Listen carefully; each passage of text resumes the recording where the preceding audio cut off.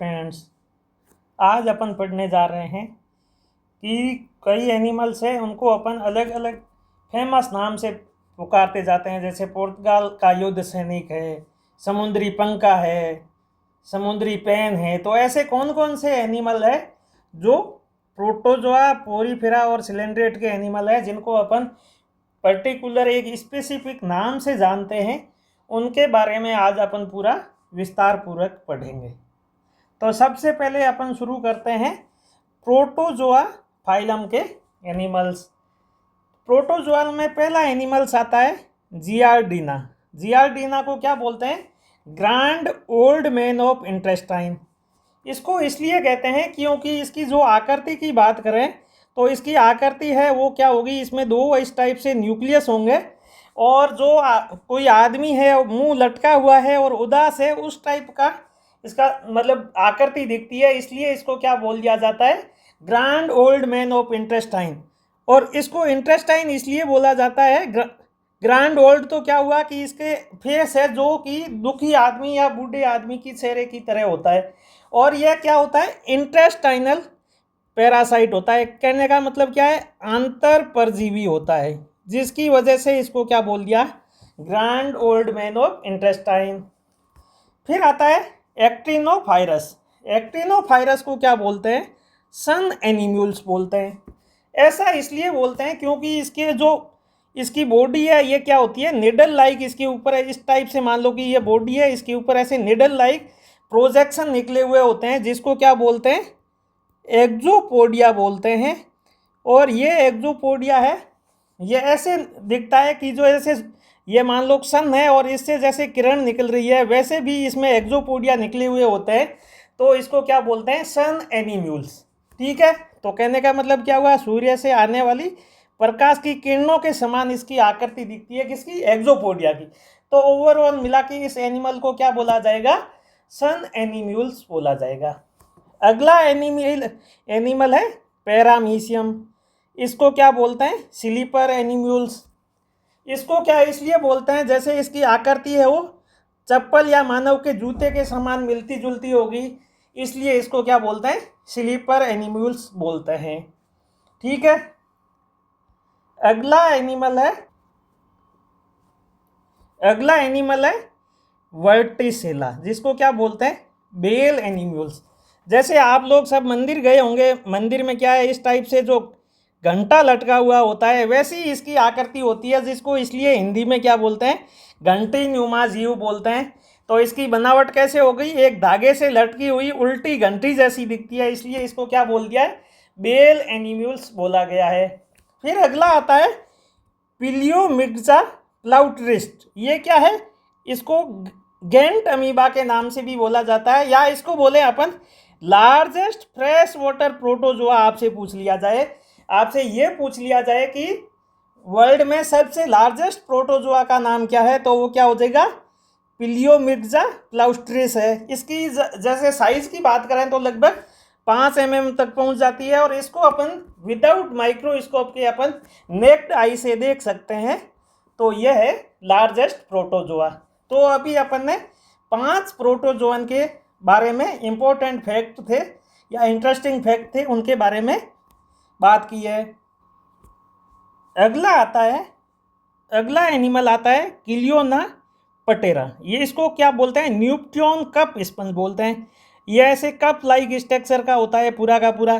तो इसको क्या था? ये मेराइन और लार्ज एनिमल था, और इसका अपन बात करें 19वीं सदी में ऐसे बाथ टब के रूप में, बच्चों को नहलाने के रूप में काम लिया जाता था। यह है किलियोना पटेरा। फिर अगला आता है जिप्टोस्पोंजिया म्यूटा। इसको बोलते हैं गेंट बैरल स्पॉन्ज, क्योंकि इसकी जो हाइट होती है या ऐसे अपन बात करें लेंथ होती है, ये लगभग 8 फीट तक पहुंच जाती है। तो इसलिए इसका और नाम भी है red wood of the reap. मतलब क्या होगा? ये ऐसे बहुत ही बड़ी साइज में इस साइज से ये मतलब दिखेगा। तो ये क्या है? ग्रांट बैरल स्पॉन्ज है, गेंट बैरल स्पॉन्ज। फिर अगला आता है ल्यूकोसोनेलिया ब्लैंका। ये क्या है? सबसे स्मॉलेस्ट नॉन स्पंज है। इसकी अपन साइज की बात करें तो 3 mm ही होती है। अगला आता है साइकॉन। को क्या बोलते हैं? Crown sponge. जैसे अपन बात करें, ये क्या है? ये मुकुट है, इसके ऊपर इस टाइप से क्या होती है, क्राउन निकली हुई होती है। वैसे ही इसमें क्या होता है, ये मोनो एक्सॉन स्पिक्यूल निकली हुई होती है, इसलिए इसको क्या बोल दिया गया है, क्राउन स्पंज बोला गया है। ठीक है। अगला एनिमल आता है यूप्लेक्टेला, या जिसको बोलते हैं वीनस फ्लोवर बास्केट, या हिंदी में बोलते हैं वीनस की पुष्प मंजूषा। तो वीनस वर्ड है, ये क्या है, ग्रीक वर्ड है, इसका मतलब होता है गॉडेस ऑफ ब्यूटी। और ये क्या है, और फ्लोवर बास्केट किस लिए बोलते हैं, क्योंकि ये एनिमल होता है, ये ऐसे फ्लोर नुमा स्ट्रक्चर और वाइट कलर का होता है। तो ठीक है, इसलिए इसको ये बोला जाता है। और इसको अपन बात करें, इसमें क्या रहता है, श्रिम्प के मेल और फीमेल होते हैं, ये लाइफ टाइम क्या होते हैं, साथ ही रहते हैं। इसलिए अपन बात करें जो जापानीज कल्चर है, इसमें इसको क्या हुआ दिया जाता है, वेडिंग गिफ्ट में दिया जाता है, क्योंकि ये क्या होता है, टुगेदरनेस टिल डेथ। मतलब क्या हुआ, ये श्रिम्प होते हैं, ये आजीवन इस यूप्लेक्टेला के बॉडी के अंदर ही रहते हैं। इसलिए ये सिंबल है कि आप लोग भी क्या करें, मृत्यु तक अपन साथ रहे, मतलब मेल और फीमेल, या जैसे अपन बात करें न्यूली मैरिड कपल को ये दिया जाता है। अगला आता है स्टेरोक्लेप्टिस, इसको बोलते हैं ग्लास स्पंज। इसको इसलिए बोलते हैं कि इसमें भी अपन बात करें, जो स्केलेटन है ये किसका बना हुआ होता है, सिलिका का। वैसे ही अपन बात करें सेम मटेरियल, अपन बात करें ग्लास भी किसके बने हुए होते हैं, सिलिका के, इसलिए इसका क्या नाम है, ग्लास स्पंज बोला जाता है। ठीक है। अगला स्पंज आता है हाइलोनिमा, जिसको क्या बोलते हैं, ग्लास रोप स्पंज बोलते हैं। ये इस टाइप से स्पंज होगा, इसमें जो अपन बात करें, जो बंडल ऑफ सिलिका ऐसे होंगे, ये ऐसे फैले हुए रहते हैं और एक जगह से ऐसे मतलब पूरे दिखते हैं, स्पिक्यूल सिलिका के स्पिक्यूल्स होते हैं। इनको अपन क्या इस टाइप से, ये एनिमल का बेस हो गया, ये क्या हो गए, इसके सिलिका के स्पिक्यूल हो गए। ये क्या है, सिलिका के स्पिक्यूल हो गए, और ये एनिमल्स की जो बेस है ये इस टाइप से है, तो इसको अपन ने क्या बोला, ग्लास रोप स्पंज। अगला है किलियोना, या क्या होता है, बोरिंग स्पंज, या इसको बोलते हैं सल्फर स्पंज। क्योंकि किलियोना में क्या होता है, कुछ स्पेशलाइज्ड सेल होती है, वो क्या करती है कि कैल्शियम कार्बोनेट को डिजोल्व करने में सक्षम होती है। किनके कवच को, जैसे अपन बात करें मोलस्का में जो कवच होता है वो कैल्शियम कार्बोनेट का बना हुआ होता है, तो उसके कवच को, या अपन बात करें समुद्र में कोई पत्थर वगैरह है उनको डिजोल्व करने में, और डिजोल्व करके क्या है, ऐसे कैविटी बनाने का काम करते हैं, क्योंकि इस कैविटी में क्या होंगे, ये किलियोना रहेंगे, इसलिए इसको क्या बोला गया है, बोरिंग स्पंज। जैसे आपने सुना होगा, जैसे अपन बात करें मोती कल्चर या ओएस्टर इंडस्ट्री में, ये क्या करता है, जो भी स्पीसीज होती है मोलस्कन की, उनके अपन बात करें सेल के अंदर ये क्या कर देता है, छेद कर देता है, तो इसलिए इसको मेजर पेस्ट के रूप में भी जाना जाता है ओएस्टर इंडस्ट्री में। और इसके अलावा इसका नाम सल्फर स्पंज इसलिए रखा गया है कि इसकी बॉडी है वो सल्फर येलो कलर की होती है, इसलिए इसका नाम क्या है, सल्फर स्पंज।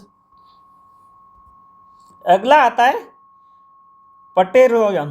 पटेरियन को क्या बोलते हैं, न्यूटन गॉबलेट बोलते हैं। मतलब क्या हुआ, ये इसका विशाल प्याले जैसी आकृति होती है, जो क्या होती है, पीने के गिलास जैसी दिखती है, और रोमन में इसको समुद्र देवता नेपच्यून से इसका संबंध है। तो ऐसी ये एक गिलास है, ब्यूटीफुल स्ट्रक्चर लाइक ये दिखता है, तो इसलिए इसको क्या बोलते हैं, न्यूटन गॉबलेट के नाम से भी जाना जाता है। या क्या बोला जाता है कि यह तो भगवान का प्याला है, नेपच्यून का प्याला या गिलास कहा जाता है। इस लाइक की स्ट्रक्चर होती है, पीछे से एंड लाइक इस टाइप से पूरा निकला हुआ होता है बॉडी।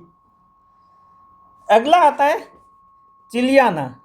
चिलियाना क्या है, इसको बोलते हैं हेलिकोना ओक्यूलिटा। स्पेसिफिक स्पीसीज की बात करें तो इसको अपन क्या बोलेंगे, जल परी के दस्ताने, या क्या बोलते हैं मरमेड ग्लव्स, या क्या बोलते हैं मरमेड स्पंज के नाम से भी जाना जाता है। तो अब मैं यहाँ से आपसे क्वेश्चन करता हूँ, जल परी के दस्ताने तो किलियाना को कहते हैं, पर आप ये बताइए जल परी के बटुए किसे कहते हैं। ठीक है। फिर अगला आता है यू स्पंजिया या बाथ स्पंज। इसको अपन ट्रेडिशनली रूप से बाथिंग, स्क्रबिंग और क्लीनिंग एजेंट के रूप में यूज लिया जाता है, इसलिए कि इसको क्या बोला जाता है, बाथ स्पंज। अगला आता है ईरसिनिया, इसको क्या बोलते हैं, ऑर्नी स्पंज, क्योंकि इसमें अपन बात करें जो होते हैं स्पॉन्जिन फाइबर होते हैं, ये फाइब्रस नेचर के होते हैं। और अपन बात करें जैसे अपने हॉर्न एनिमल के हॉर्न की बात करें या नेल फिंगर की बात करें, उसमें भी केरेटिन होता है, वैसे ये क्या करते हैं, फाइब्रस स्पॉन्जिन के बने हुए होते हैं, इसलिए इसको क्या बोल दिया है, हॉर्नी स्पंज। मतलब कहने का मतलब है ये स्ट्रक्चर में थोड़े हार्ड होते हैं, ठीक है। अगला फाइलम आता है सिलेंड्रेटा के एनिमल। सिलेंड्रेटा का पहला एनिमल है ओबिलिया, जिसको क्या बोलते हैं, सी फर। सी फर का क्या मतलब हुआ कि यह कैसा होगा, पंखनुमा स्ट्रक्चर टाइप होगा। और इसकी अपन बात करें कॉलोनी होती है, ये पेल वाइटिश और लाइट ब्राउन कलर की होती है और पर्टिकुलर रॉक या सीविड के ऊपर अटैच रहती है। फिर अगला आता है फाइसेलिया, या जिसको बोलते हैं पुर्तगाज मैन ऑफ वॉर। ये क्या करता है, जैसे अपन बात करें यूरोपियन नौसेनाओं ने क्या किया था, एक नौकायान या युद्ध पोत का इस्तेमाल किया था, वैसे ही इसकी आकृति होती है। और इसमें क्या होता है, इसका जो भाग होता है इसमें एक न्यूमेटोफोर होता है। ये भाग क्या होता है, ऐसे फूला हुआ होता है और जैसे दिखता है कि समुद्र की सतह पे तैरता है, जैसे कि पुर्तगाल का युद्ध पोत तैर रहा है वैसा है। तो इसका नाम उस वजह से आ गया है कि पुर्तगाल मैन ऑफ वॉर।